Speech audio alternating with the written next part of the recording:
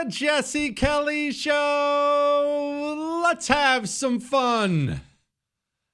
On a Monday. It is quite a Monday. We have quite a show for you tonight. So here's what we have on tap.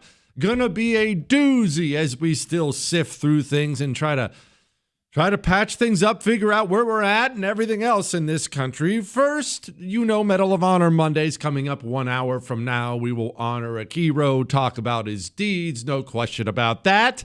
You also know halfway through next hour, we are going to pause and be silly and do the crappiest country in the world tournament because that's important too.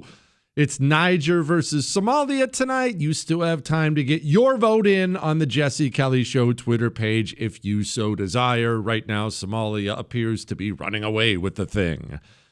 Now, we are going to discuss a bunch of things. I will get to a bunch of your emails tonight, and it's so assassination heavy and culture heavy and where we are and where we're not. And we are going to get to these things and people getting fired. How do we fix it? We're going to get to that. Okay. We are going to get to that. And I am actually going to play a couple things from J.D. Vance. That's not how I usually do radio. Listen to what Trump said today. I think that's kind of lame and predictable, but he said a couple really great things today. Before we get to any of the heaviness, and there is heaviness coming, serious heaviness. It is as heavy as 10 boxes that you might be moving. I'm going to read something to you, and I want to talk to you about what I'm seeing and what I saw personally on Saturday night. Subject to this one is, thank you for your show. We will carry Charlie's torch. Bronco, I'm a 17-year-old girl who loves politics and loves America. I love your show. I especially respect your refusal to bend to anyone else's opinions. Whenever I feel political fatigue, your show is the one I listen to. I was heartbroken when I saw Charlie's assassination. It made me shocked and sad. Most of all, it made me determined to fight for this country's future. We cannot let the demonic communist spiritual mutants win because Charlie is dead. I love your show. Thank you for helping us laugh during this difficult time. Please stay safe. God bless you, says her name is Elena. I'm not going to read her last name. On Saturday, we were getting ready for a big party in the neighborhood, adults, kids, everybody. There was a big fight that night. There were a bunch of sports that night, and it had been such a heavy week that it was kind of impromptu. Everyone said, hey, everyone prepare a dish. Let's go over. Let's all get together, break bread, watch a fight, take our mind off things. About an hour before we go, Aubrey discovers that our tiny town, we live in a small town, was having a vigil for Charlie Kirk in the local park. Ob says, hey, can you find some more details on this? Is this official? Is it even happening? Because I would like to go. I'd like to take the boys. So I start digging into it. I can't find any information. The only thing I found on it was one lady put up a Facebook post, and I believe it got deleted by the community because that's where a bunch of soul-sucking monsters are. So I told her, I said, baby, I don't even know if this is going on, but I think we should go try. We threw the kids in the car, went over to my buddy's, the neighbor's house, and had dinner, and then we said, hey, we are leaving. We'll be back in a little bit. We want to go pay our respects. We get in the car, and we drive down to the park, fully expecting there to be nothing. But if there is anything, I even warned Ob on the way over there. I said, baby, there's not going to be anyone here. One Facebook post that's now deleted. You can't get people out to an event nobody knows about. It's not going to happen. So lower your expectation. We're going to show up. There's going to be 2 people in the park with an American flag, and that is going to be that. We show up in the park in our tiny town. There were hundreds of people there. Hundreds of people there. On a Saturday night, sports, parties, everyone busy. Hundreds of people there. American flags. Couple big pictures of Charlie. We'd stopped at the grocery store and got flowers to lay down at a little mural they had going. You know how it got going?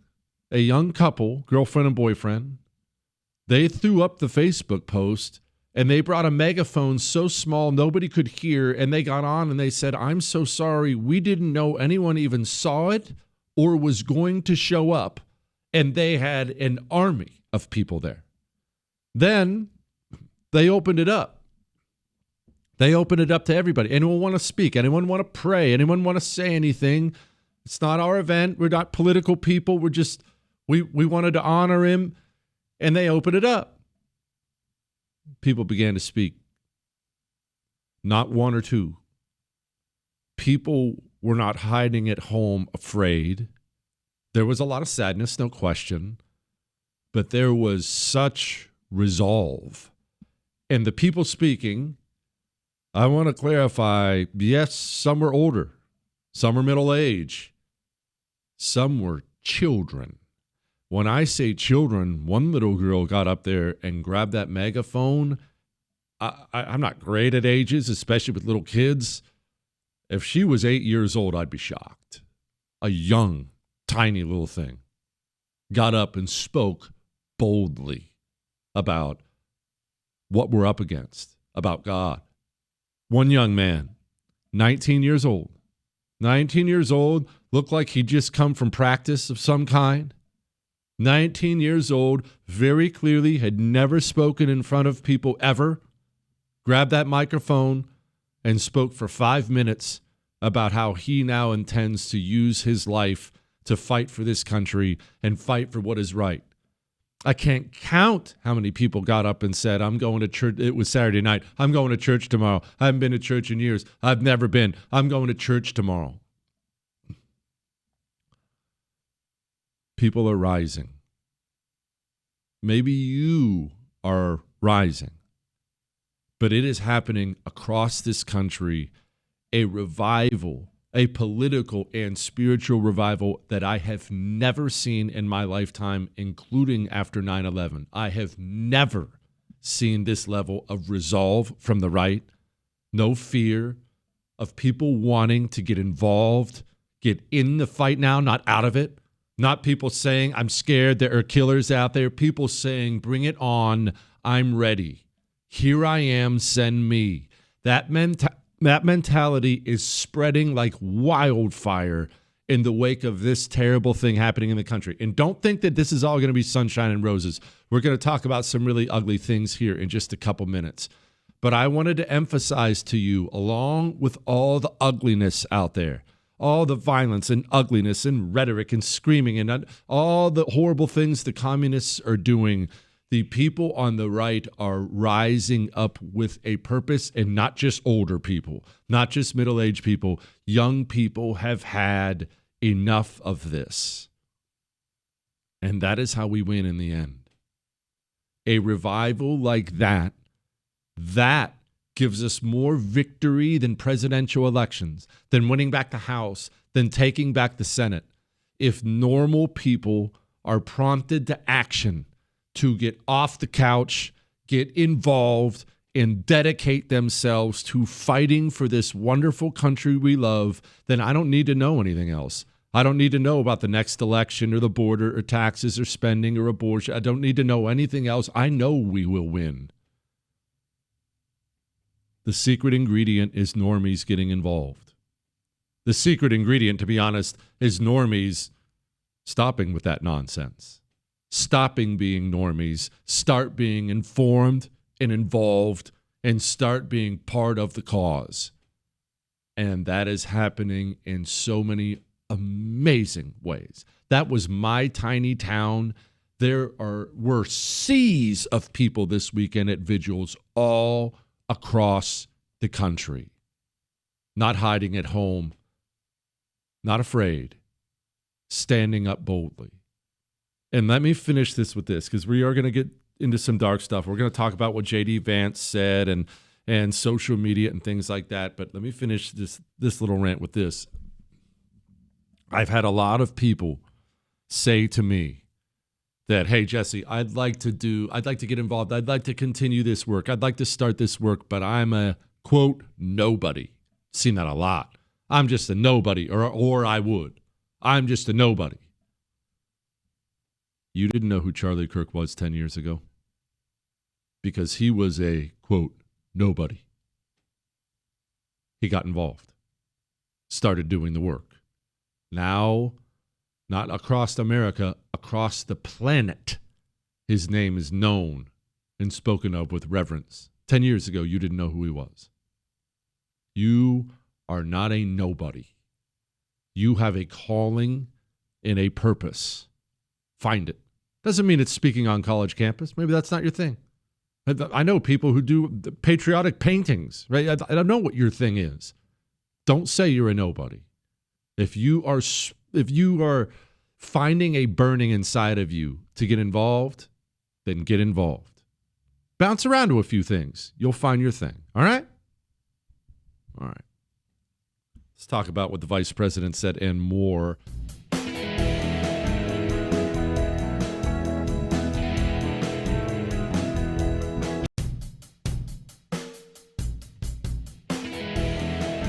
It is the Jesse Kelly Show on a Monday. Remember, you can email the show. You can pour your heart out. Jesse@jessekellyshow.com. We are here to listen. We are reading it. We know you are hurting it. We are talking about things. Now, I want to, again, emphasize something. Before I play what the vice president said today, Vice President J.D. Vance, I want to emphasize something that I've brought up before. The communist understands when he should push forward and when he has to crawl forward, when he should run and when he should crawl. Don't get me wrong, he never stops moving forward, always moving forward, but he understands there are times he has to slow down and back off. And those are always times when he pushes things so far that the world's eyes have now turned on him and he knows his demonic nature has been revealed. He is always trying to hide that. He's always lying about everything at all times. Every now and then, his real nature gets exposed, and the world says, "What is this now?" And in that moment, where he can't avoid any blame, right? He can't avoid any blame. The light is on him. Our eyes are on him. In that moment, his fallback position, he cannot stay on that front line. He has to fall back to a more defensible position. His fallback position is, it's both sides. Can't we get along? It's everybody. I mean, it's everybody. His fallback position is, well, we're all guilty. I mean, it's all of us, really. It's not me. It's not my demonic nature. It's not my rhetoric. It's not our demonic base. It's everybody. I mean, it's a right-wing problem. It's everybody. He doesn't believe that, but he understands that's the only lie he can sell. He can't sell, "I'm not violent," when another communist pet murders someone. That won't sell. He knows that. The best he can hope for is, well, it's all of us. It's all of us. There are some on the right, and I'll get to them in a minute. There are some who are helping him reach that position. They are helping him reach his fallback position. We'll get to that in a few. But I have to say, I am so impressed with the Trump administration in the wake of this, with the clarity they are speaking with, because this is a moment where presidents, including Trump himself previously, may have been tempted to well, I mean, I guess it is both sides. I'm not really sure. It's a moment for unity. Not anymore. This is uncommon clarity in politics. There is no unity with people who scream at children over their parents' politics. There is no unity with someone who lies about what Charlie Kirk said in order to excuse his murder. There is no unity with someone who harasses an innocent family the day after the father of that family lost a dear friend. There is no unity with the people who celebrate Charlie Kirk's assassination. And there is no unity with the people who fund these articles, who pay the salaries of these terrorist sympathizers, who argue that Charlie Kirk, a loving husband and father, deserved a shot to the neck because he spoke words with which they disagree. Wow. I cannot recall too many times in my life where an elected Republican spoke with that kind of clarity. And look, he spoke for a long time today. This is him. But there was a loud and very vocal minority that would shout at my children, who were 8, 5, and 3, whenever they got the opportunity. "You should disown your dad, you little," one middle-aged woman yelled at my 5-year-old. "Tell the Secret Service to protect the Constitution, not your father," screamed another. Are these women violent? Probably not. Are they deranged? Certainly. Again, People on the left are much likelier to defend and celebrate political violence. This is not a both sides problem. If both sides have a problem, one side has a much bigger and malignant problem, and that is the truth. that's wonderful. It's not just J.D. Vance. Stephen Miller has been all over this. And man, remember what we said last week, what must be done? The Trump administration must, in order to save us from a dictator, they must smash communism through legal means. Here was Stephen Miller. The organized doxing campaigns, the organized riots, the organized street violence, the organized campaigns of dehumanization, vilification, posting people's addresses, combining that with messaging that's designed to trigger, incite violence, and the actual organized cells that carry out and facilitate the violence. It is a vast domestic terror movement. And with God as my witness, we are going to use every resource we have at the Department of Justice, Homeland Security, and throughout this government to identify, disrupt, dismantle, and destroy these networks and make America safe again for the American people. It will happen, and we will do it in Charlie's name. Wow. I love it. Let it be so.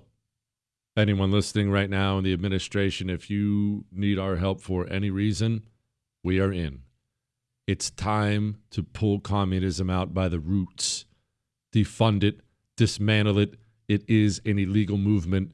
Enforce the law non-violently and throw these animals in cages where they belong. But we have to discuss those on our side who give aid and comfort to the enemy.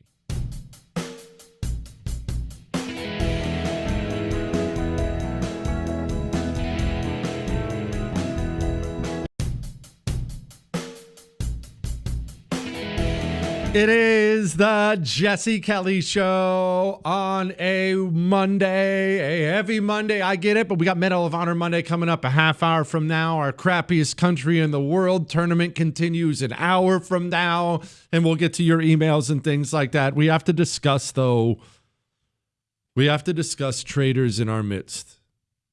Whether or not they know there are traitors, many of them do, most of them do, but traitors in our midst. We talked briefly last week about controlled opposition, how most tyrants in history, every communist, has allowed an opposition party, one they controlled, to give the people an illusion of choice. I have warned you several times before, so hear me warn it again. We have a gigantic task ahead of us, and it can't be just focused on the left, on the communists.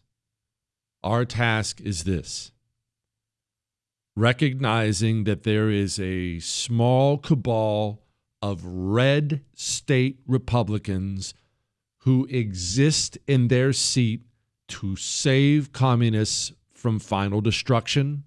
We have to recognize that, and we have to primary them out of office. This is a monumental task because so many of them are senators. And it's criminal that they almost always hail from the reddest states. And I need to explain why that is. Because we're about to savage Katie Britt in Alabama, James Lankford in Oklahoma. We're about to savage them. Spencer Cox in Utah. But why is it? Why does this happen in red states? Well, this is the part that's on you and on me. We have to own this, okay? They do this from the reddest states because the red state GOP primary voter is the laziest, dumbest voter in the United States of America. He exists in a comfortable, safe state where the animals aren't running in the streets, white picket fences and big churches, and people are polite, and it has given him a level of comfort And now he checks out of the political process. He doesn't get involved. Things are all good here in Oklahoma. James Lankford? Oh yeah, he's a Republican, right, Barb? Yeah, we're gonna vote for Lankford. He's a Republican. He probably loves Trump, I bet. James Lankford, every time he finds an opportunity, kneecaps our movement and gives comfort to the communists. I despise the James Lankfords of the world way more than I despise a single person on the left because James Lankford pretends to be my friend. At least the communist demons, at least they just come out and say, I hate your guts, I want you dead, I'll cheer when you're dead. I got it. That's at least clarity. I respect the honesty of it, to be frank. But right now, when we have the opportunity of a lifetime to start uprooting communism from this country, red state Senator James Lankford runs to the news and talks like this. At any governmental level or in the private sector, are you comfortable having someone fired for an utterance about Charlie Kirk's death? Yeah, this is about protecting the individual businesses, and what people are seeing is this cancel culture that still persists. Juxtapose that with this. There is no unity with people who scream at children over their parents' politics. There is no unity with someone who lies about what Charlie Kirk said in order to excuse his murder. There is no unity with someone who harasses an innocent family the day after the father of that family lost a dear friend. There is no unity with the people who celebrate Charlie Kirk's assassination. This is the red state senator from Oklahoma. We need to be careful in how we talk about this, whether it is talking about white nationalists and preparing to be able to attack and be able to carry an attack, or it is somebody like a Timothy McVeigh that hated the government intensely and in my state 30 years ago, murdered 168 people in Oklahoma City, or whether it is a leftist group that is interested in actually attacking. Why are you gay? Juxtapose that again with this. There is no unity with people who scream at children over their parents' politics. There is no unity with someone who lies about what Charlie Kirk. Remember when he tried to pass amnesty? I want to point this out because, again, there's a pattern you will see. You will notice it once you start to pick up on it. These people, when they start to catch some heat, they'll usually do things like they'll cite their conservative score from this group or that group. Actually, the score for conservatism, that's not a thing, shows that I have a 97% voting record. They love doing that. Well, yes, 97% of the time they vote the right way. But when we need them most, that's the moment they knife us in the back. Remember when the Biden administration opened up the border and purposely brought in millions of rapists and murderers and drug dealers? Now they kill you and your family. They rape your wife. They stab you. They kill you on the highway repeatedly across this country. We still can't get them all out. I don't know if we'll ever get them all out. Remember when the Biden administration did that on purpose? Remember who they turned to when they wanted an amnesty bill? They needed cover in an election year because the country was mad about illegal immigration. How do you get that cover? Hey, who are some dirty traitors on the Republican side we can get with and we'll pass, what should we call it? A border bill. Remember who they turned to. We had a very robust discussion about whether or not this product could ever become law. And it's been made pretty clear to us by the Speaker that it will not become law. So I want to congratulate Senator Lankford on a remarkable job of negotiating with the other side, getting the support of the Border Council. But it looks to me and to most of our members as if we have no real chance here to make a law. Tried to pass amnesty after the Biden administration brought 20 million savages into your country. Tried to guarantee they could bring in more. Remember the 2018 James Lankford asked about the DACA kids? Even conservative Republicans who think that there should be a solution for the DACA kids. Are you working on anything here in the Senate to try to address this problem before the end of the year? I am. There's a group of us that are meeting quietly to try to see if we can find common ground. Do you think that whatever you're working on will have to include a path to citizenship for Dreamers? I do. I've been pretty outspoken on that.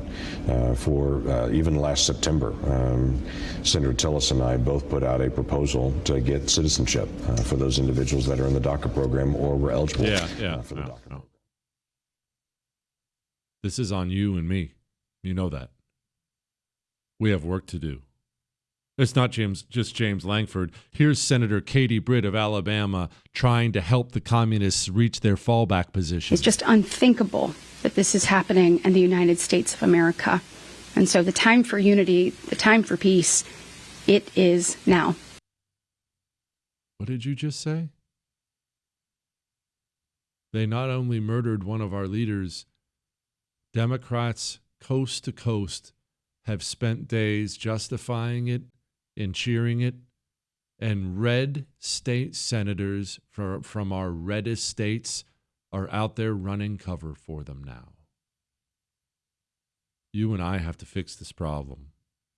We have to fix this problem by becoming activists in the primary, by waking up Norm and Norma, and by getting these people out of office.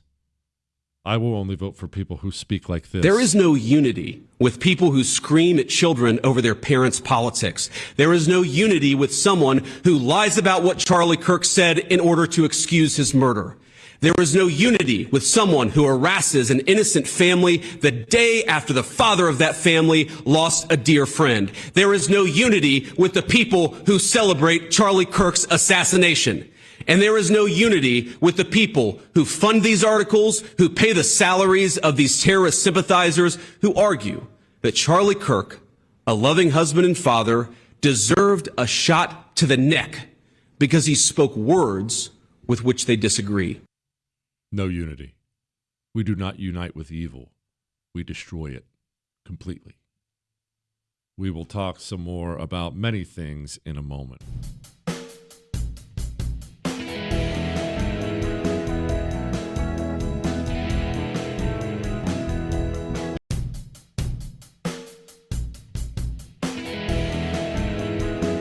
It is the Jesse Kelly Show on a rough Monday, but still a Monday. We're still here, right? Marching forward. We got Medal of Honor Monday 10 minutes from now. Remember, you can email the show, jesse@jessekellyshow.com. Also, don't forget, halfway through next hour, an all-Africa tourney bracket.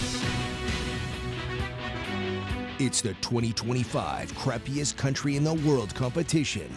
Tonight's matchup is between Somalia and Niger. Brought to you by Alphabet Plungers. Use both ends.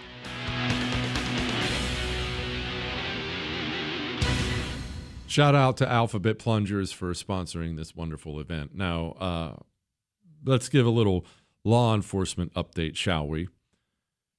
There is something you need to be aware of no matter your age. If you are a child, a teenager, a parent, a soon-to-be parent, a grandparent, there is something that you may understand and may not understand.